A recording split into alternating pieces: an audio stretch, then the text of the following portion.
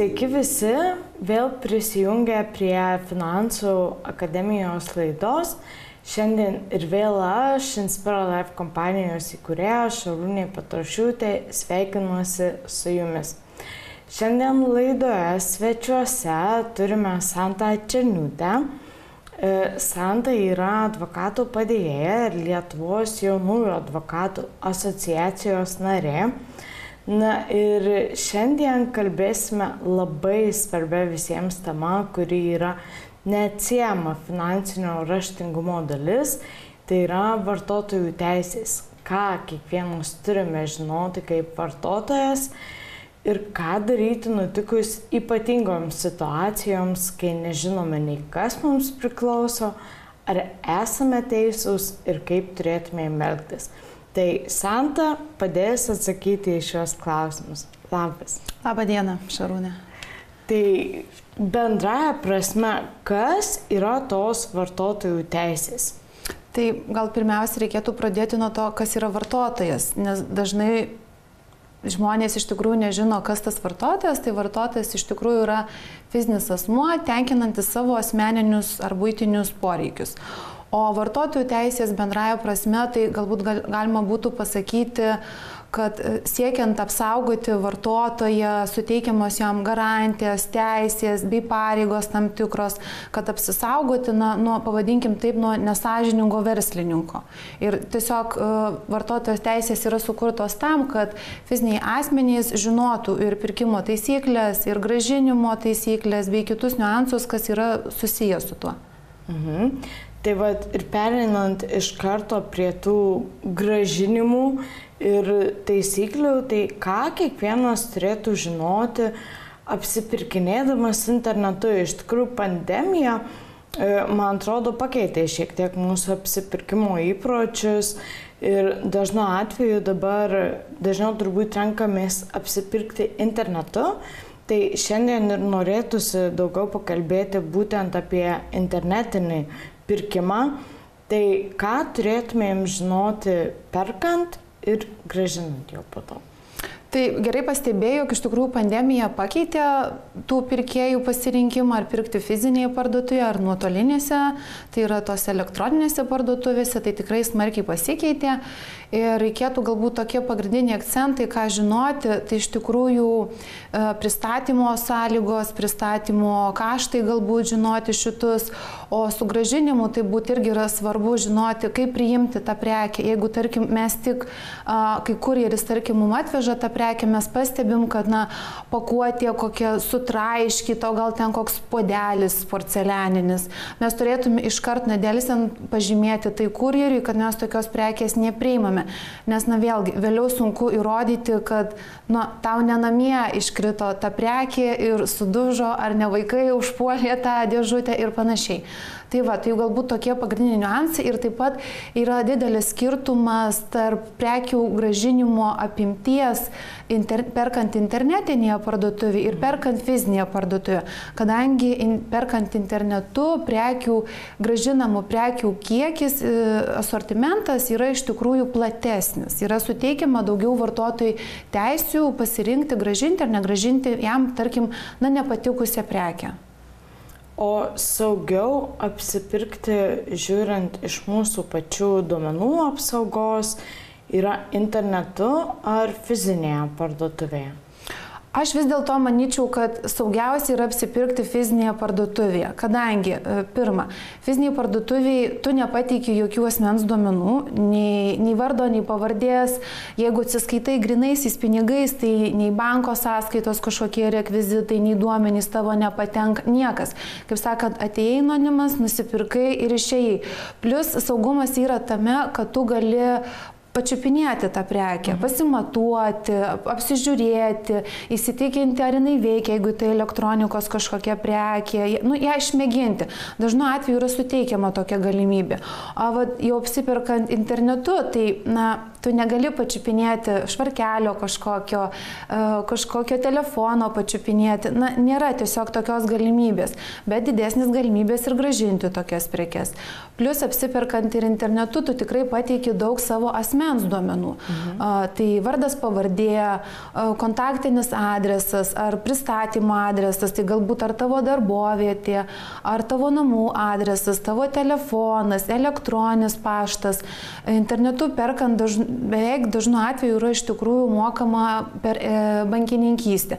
Vėlgi, banko duomenys tam tikri pateikiami. Būna, kad pateikia kortelės numerį, tą saugumo kodą, kam kortelė priklauso. Daug tokių duomenų. Ir ne visą laiką elektroninės parduotuvės užtikrina asmens duomenų apsaugą. Tai tokiu atveju saugiau būtų apsipirkti būtent fiziniai parduotuviai. Aš manau, kad tikrai taip, nes jau kaip minėjau, tu gali jokių duomenų savo nepateikti ir būti anoniminis pirkėjas. Ar yra kažkokių prekių, kurių tikrai negalime grąžinti, ypatingai perkant internetu? Nes čia irgi dažnu atveju susiduriam su tuo, kad nežinom, ar tą prekę galima grąžinti ar ne. Ir aš asmeniškai esu ne vieną kartą pirkus internetu ir po to tik tai pasidomėjau, kad iš manęs prekės atgal gali nebepriimti, nepaisant to, jog ji man yra netinkama. Taip, tai visų pirma reikia atkreipti į grąžinimo terminą. Nepatinkančią prekę mes galim grąžinti per 14 dienų. Kartais būna pardavėjai suteikia ir didesnį tą terminą. Tai reikėtų nepraleisti to termino, jeigu nepatiko prekė kažkokia. Tikrai negrąžintinos prekės yra maisto prekės, greitai gendančios. Kažkokie vaistai yra negrąžinami, nes šiai dienai mes galime ir iš vaistinių užsisakyti tam tikras prekes pristatyti, gyvūnai nėra grąžinami, kūdikių prekės tam tikros nėra grąžinamas, higienos prekės, tos, kurios jau negali būti, kaip čia sakyti, antrą kartą pateikiamos į rinką. Tai tokios prekės negali būti. Kai mes perkam fiziniai parduotuviai, tai tų negrąžintinų prekių asortimentas, jau kaip minėjau, yra tikrai daug platesnis. O kalbant apie garantijas, ar yra kažkokių prekių, kuriom yra suteikiama ilgalaikė garantija? Žinau tikrai, kad avalynei 2 metai galioja. Kokioms dar prekėms galiotų garantijos ilgalaikė? Įstatymas pas mus numato, kad įstatyminė garantija prekėms yra 2 metai. Tai ar prekės perkam Lietuvoje, ar Europos Sąjungoje 2 metai galioja. Kita garantija yra vadinama verslininko komercinė garantija. Tai tikrai, manau, ir gal tu pati mačiusi esi, ir žiūrovai galbūt bus matę, yra numatytas pusės metų, tai sumokėsi daugiau, tai gausi 2 metus. Papildoma garantija, bet įstatymas numato būtent 2 metus. Nepaisant to, jeigu verslininkas jums sako, o pas mane internetiniai parduotuviai pirkimo taisyklėse nurodyta ten metai ir tau po 1,5 metų kažkas, tarkim, sugedo, nepataisomai tu nori grąžinti, būna nepriima, vis tiek gali vadovautis įstatyminę tą garantiją.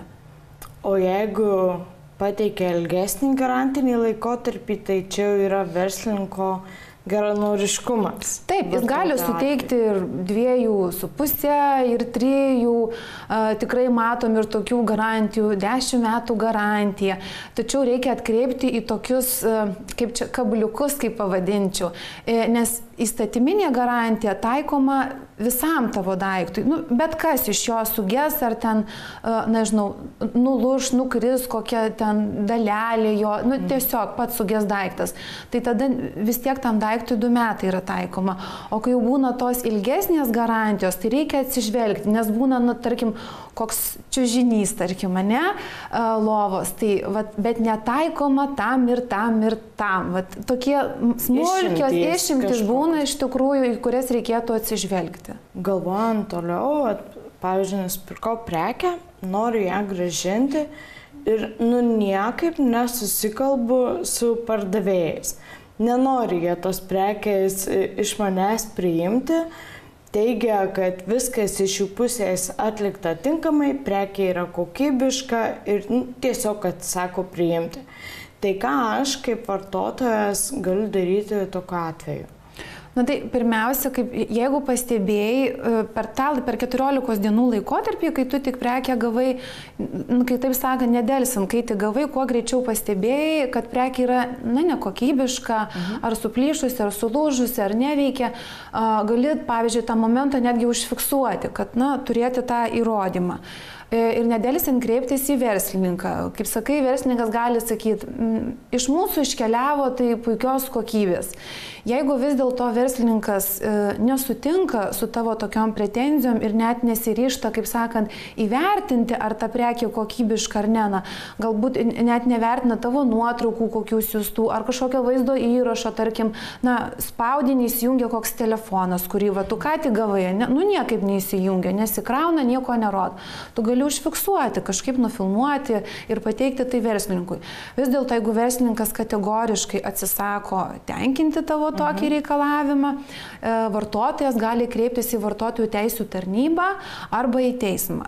Pirmiausia, iš tikrųjų rekomenduočiau kreiptis į vartotojų teisių tarnybą, kadangi ten skundo pateikimas yra nemokamas. Ir vartotojų tarnyba, siekdama apginti ir vartotojo teisės, nagrinėja tokį skundą bet kokiu atveju. O ar aš, kaip žmogus, neturintis teisinio kažkokio išsilavinimo ir labai plataus suvokimo, ar turėsiu pakankamai įgūdžių, jog pateikti tą skundą vartotojų tarnybai? Iš tikrųjų, skundas gali būti pateikiamas ir paprasto eilinio fizinio asmens, kuris neturi tų teisinių žinių.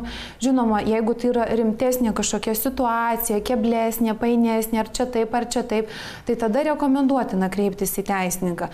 Bet tikrai gali žmogus pats surašyti taip, kaip jam atrodo, nuo pradžių surašant, kada užsisakė, pateikti pirkimo dokumentus, kada gavo, kaip tą prekę išpakavo, kodėl ji nekokybiška. Aprašyti tiesiog, kaip pasakotų draugui, gavau, nusivyliau, nepatenkintas. Automatiškai vartotojų teisių tarnyba tada kreipiasi į verslininką, kad jam pateikiamas skundas ir tuomet verslininkas turi pateikti savo atsakymą. Kokia jo nuomonė ir ką jisai darė, kad įsitikintų, jog, tarkim, tavo pretenzija dėl netinkamos prekės kokybės yra nepagrįsta. O tokiu atveju, kas dengia, pavyzdžiui, teisininko išlaidas, nes tos paslaugos jos tikrai pakankamai brangios yra ir galbūt ne kiekvienam įkandamos. Tai čia gal irgi yra kažkokia apsauga kaip vartotojui, kad pardavėjas po to kažkaip kompensuotų tas išlaidas patirtas. Taip, iš tikrųjų ir civilinis kodeksas pas mus įstatymas tai numato, kad tavo patirtas išlaidas, tarkim, dėl netinkamos kokybės suteiktos ar prekės, ar paslaugų, tu turi teisę atgauti dėl to patirtą žalą. Tai ta žala, nuostoliai gali būti ir, tarkim, kaip tu sakai, aš neišmanau, nesuprantu, nei kaip čia tą skundą rašyti, nei kaip kreiptis, kreipiuosi į teisininką, jis man padės ir man išaiškins.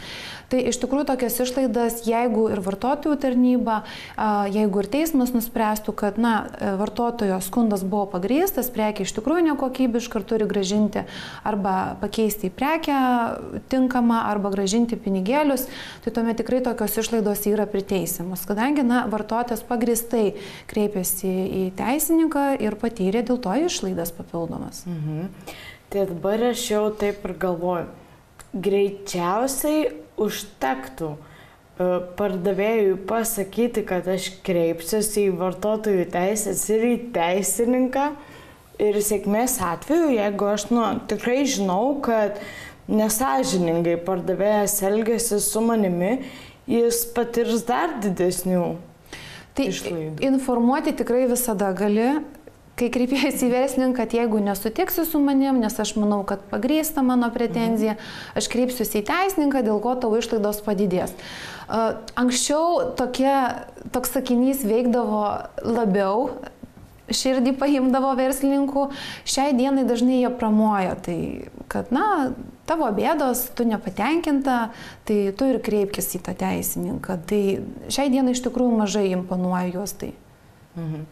Gaila, jau čia galvoju, kad galima būtų kažkaip sugudrauti. Tuos galbūt mažuosius verslininkus, kurie pradžią, tarkim, pradėjo, kuriem iš tikrųjų yra svarbi kiekviena vartotojo nuomonė, reputacija. Tai jie yra linkę labiau į tas dėrybas, į to ginčo sprendimą, ir jie aplamai neturi papildomų ir finansų kažkokiam ginčui, ne? O didieji vartotojai, kurie, tarkim, didieji prekės ženklai, internetinės tos parduotuvės, jom vienas kitas vartotojas tuo teisininku nesudaro kažkokio labai didelio skirtumo, nes jie orientuojasi jau į masę ir kaip taisyklė, toj masėje nebus taip, kad visi bus tavimi patenkinti. Tai reikia irgi tą riziką įsivertinti. Kad vienas toje masėje nelabai jau ten nelabai kažką pakeisti. Kažką tikriausiai. Ir taip galvojant, ar yra kažkokios sąlygos, aplinkybės, kaip turėtų būti grąžinamos prekės pardavėjų? Taip, tai jeigu, tarkim, yra prekė kokybiška, bet tiesiog tau, pavyzdžiui, nusipirkai švarkelį, netiko švarkelio dydis. Tu nori per tą 14 minimalų terminą, per 14 dienų grąžinti tą prekę. Tai iš tikrųjų pardavėjas reikalauja, kad prekė būtų originalioje pakuotėje, būtų nepažeista, būtų nenukirptos jos kažkokios etiketės ar kažkokie galbūt ženklinimai specialūs yra uždėti, apsaugos kažkokios, kad prekė nebūtų praradusi savo prekinės išvaizdos ir originalioje pakuotėje.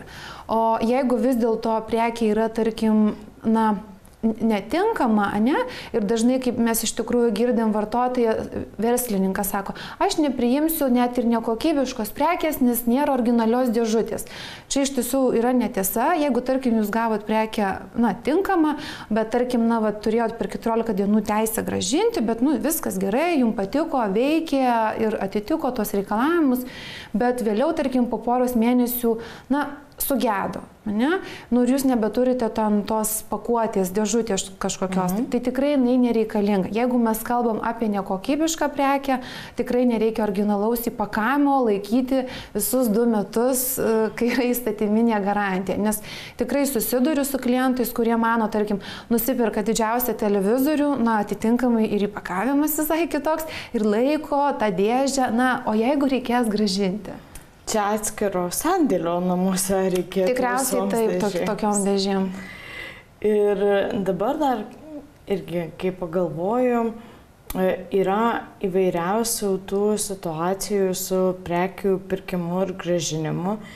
Ir kai apsiperku gyvai parduotuvėje, dažnu atveju čekio mes atsikratome. Tai ar neturint to pirkimo įrodymo, galima kažkaip susitarti su pardavėju dėl prekių grąžinimo, nes, apsiperkant internetu, tai visada gaunam sąskaitą faktūrą, kurią turim elektroniniam pašte ar dar kažkokiu kitų formatu, bet jau perkant fiziniai parduotuviai, tą čekį, tikrai nesaugojame mes ten tuos 2 metus, dar papildomai čekiai turi polinkį išnykti, likti tuščiu baltų lapu. Tai yra vėlgi skirtingai. Jeigu mes perkam fizinėje parduotuvėje, pirkimo kvitas iš tikrųjų yra reikalingas, ypatingai jeigu atsiskaitoma grynaisiais. Jeigu to kvito nėra, dėja vėliau yra jau verslininko pasirinkimas priimti tą grąžinamą prekę ar atsisakyti priimti, nes nėra pakankamai įrodymų galbūt, kad tu pirkai per tą terminą, kai tu turi teisę grąžinti, arba galbūt prekė nekokybiška.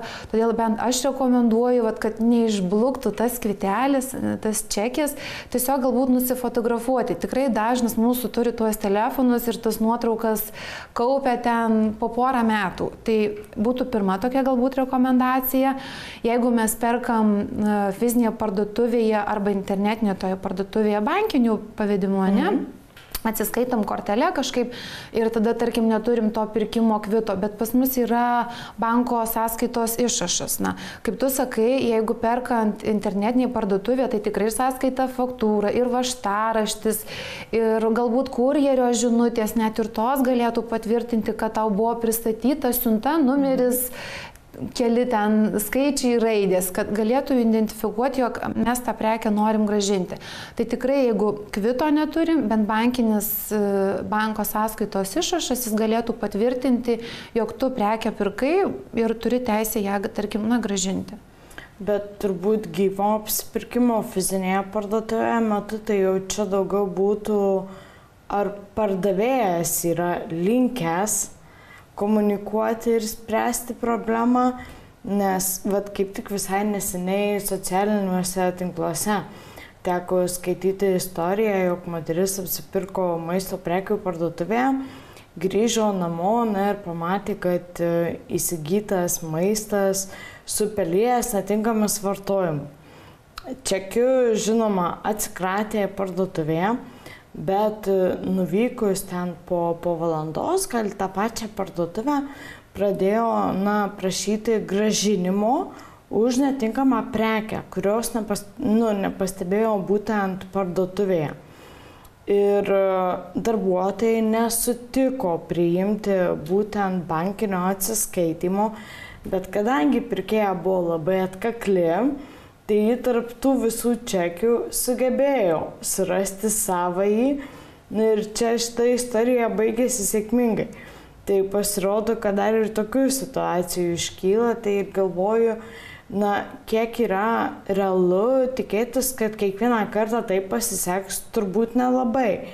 Tai visi kiti kartai turbūt jau priklauso nuo pardavėjo. Ne, jeigu, tarkim, priklauso ar grinais atsiskaitė, ar bankiniu. Jeigu pagal tavo minėtą situaciją, kvitą išmetė, grįžus namo pastebėjo ten, sūris kažkoks supelijęs, pelėsiu apsitraukęs, bet turi tą banko sąskaitos išrašą. Tai tikrai didieji prekybos centrai, kas liečia, ten Maksimos kažkokios, dar kažkas, tai jie tikrai yra linkę išsiaiškinti, ieškoti, kadangi ne tik duomenys apie pirkimą lieka pas pirkėją, bet lieka ir pas verslininką tą patį. Tai tiesiog analizuoti, aiškintis, ar tikrai pirko, yra ir kameros, tikrai dažnu atveju būna, tarkim, ateina vartotojai ir sako, aš pirkau vienokias vynogės, man įmušė kitas vynogės, ten net ir kvitus turi. Vis tiek, žinokit, verslininkas atsisukinėja kameras, žiūri, kaip skanavo, ar viskas tvarkingai. Šiai dienai ir kameros yra tokios, galinčios pritraukti ir pinigo kupiūrą, kokie jinai, kaip jie atrodo, kad įsitikint iš tikrųjų, nes verslininkas irgi saugosi nuo nesąžiningų vartotojų, tokių irgi pasitaiko. Deja, bet pasitaiko ir tikrai ir tokių atvejų ir socialiniuose tinkluose irgi buvau paskelbusi, galbūt mano sekėjai turi klausimų, tai gavau keletą tokių situacijų, apie kurias norėtųsi pakalbėti daugiau. Turbūt pandemijos metu labai išpopuliarėjo internetinės tokios parduotuvės, kaip butikai, kurių labai daug yra tam pačiam Instagrame, Facebook'e, kur siūlo įsigyti, nežinau, per tiesioginės transliacijas, sukneles, ten batus ir kitus daiktus. Tai tokiu atveju, kai aš perku internete, perku iš žmogaus, pervedu fiziniam asmeniui, ar aš turiu kažkokių garantijų. Nes bent jau pati savarankiškai savo atveju aš prieičiau prie išvados, jog tas žmogus veiklą vykdo legaliai, turėdamas individualią veiklą ar verslo liudijimą.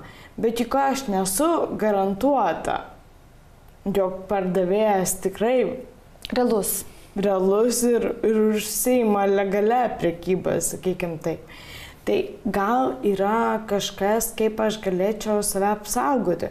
Žinau, kad dažnu atveju, tikrai perkant socialinėje erdvėje, nepagalvojam apie tokius niuansus, ką reikėtų daryti, jei tektų prekę grąžinti? Norint įsitikinti, kad tas verslininkas yra iš tikrųjų realus, nėra fiktyvus, tai jeigu nėra jokių nuorodų, jo internetinį puslapį, jeigu ta ir nuoroda yra, pasižiūrėkit rekvizitus, ar yra rekvizitai. Verslininkas turi, jis privalo skelbti savo rekvizitus, ar maža bendrija, ar individuali veikla, ar verslo liudijimas, ar uždaroji akcinė bendrovė. Turi būti visi rekvizitai, kuriuos juos viešai galite pasitikrinti. Jeigu tokių duomenų nėra, jūs visuomet galite užklausti tokio pardavėjo, na, aš norėčiau iš jūsų įsigyti, atsiųskite sąskaitą. Tuomet tai sąskaitoj turi atsispindėti, nes jisai sąskaitą jums turi pateikti. Niekada nedarykite tokių pavedimų, na, pavyzdžiui, perkate kaip ir iš butiko, ten maža bendrija, butikėlis kokia nors. Bet sąskaita atsiunčia jums kaip rekvizitus, nurodo sumokėti visai trečiam asmeniui, kuriam jūs nežinot. Tai jau vienas iš tokių signalų, kad galbūt pardavėjas nėra realus, nes prekę kaip ir perkate iš vieno, o mokate pinigus visai dar kitam. Taip pat, jeigu pateiksiu, tarkim, individualios veiklos pažymėjimą, mokesčių inspekcija internetinėje savo svetainėje leidžia viešai pasitikrinti pagal vardą pavardę, ar toks asmuo iš tikrųjų vykdo individualią veiklą. Tai vėlgi, kaip sakant, kas ieško tų patikrinimo būdų, gali rasti, bet mažai kuris vartotojas jų ieško iš tikrųjų. Čia irgi bėda. Ir jeigu neatlikau savo namų darbų, neįsitikinau, jog pardavėjas yra legaliai veikiantis, kur man tada kreiptis, nes vartotojų tarnyba jau kaip ir nebetinka. Galite kreiptis į vartotojų tarnybą, kad jie bandytų nustatyti. Vėlgi, jeigu bus tai fiktyvus pardavėjas, tai net ir vartotojų tarnyba gali jo nerasti. Jeigu vis dėlto jums nepavyksta, tarkim, susigrąžinti pinigėlių, kuriuos jūs norite susigrąžinti, galite kreiptis į policiją su pareiškimu dėl nesąžiningos veiklos, kažkokios dėl apgaulės, dėl sukčiavimo. Jeigu tai buvo darytas pavedimas Lietuvos fiziniam asmeniui, tada yra tikrai paprasčiau, nes per banko duomenis galima tokį asmenį surasti. Jeigu tai iškeliavo į užsienį, jurisdikcija viso ginčo persikelia visai kitur ir tada jau gali būti tikrai sudėtinga, nes gali reikėti ieškoti teisininko dirbančio toje šalyje. Tai jeigu gerai supratau, per visą mūsų pokalbį yra keletas institucijų, į kurias jau mes galime kreiptis pagalbos. Tai yra vartotojų tarnyba. Taip. Ir kitu atveju policija. Taip, bet jeigu, tarkim, nebūtinai jūs privalote kreiptis į vartotojų tarnybą, vartotojas gali kreiptis tiesiogiai ir į teismą. Tiesiog vartotojų tarnyba yra ta institucija, kuri nemokamai tau padėtų išsianalizuoti ir neapkrauti tos teismų sistemos tokiais galbūt, mažareikšmiais ginčiais. Nepatiko dydis, nepriima, negražina pinigų, tikrai apkraunami yra teismai. Tai vartotojų tarnyba ir padeda išsispręsti tokius ginčius. Tai ačiū, Santa, jog pasidalinai savo žiniomis ekspertinėmis. Aš net neabejoju, jog nuo šiol laidos žiūrovai bus užtikrintesni, apsipirkinėdami internetu ir fizinėse parduotuvėse. Na ir turim tokį tradicinį klausimą, tai tavo patarimas žmonėms siekiantiems sutaupyti. Toks vienas trumpas auksinis išgyvenimas. Neskubėti, vis laiką spėsit nusipirkti, įsigyti, tai tiesiog neskubėkit, pasitikrinkit, panalizuokit. Jeigu jums kyla įtarimas, tai tikrai to labiau panalizuokit. Tai ačiū dar kartą. Šarūne. O mūsų laidos žiūrovams norisi pasakyti tai, jog pasitikrinkite visada, iš ko perkate, tuomet turėsite daugiau teisių ir galimybių apsisaugoti arba išvengti konfliktų. Na ir dėkoju mūsų laidos partneriams Megi drabužių parduotuviai ir ačiū dar kartą Santai už žinias ir pasimatysime kitą savaitę.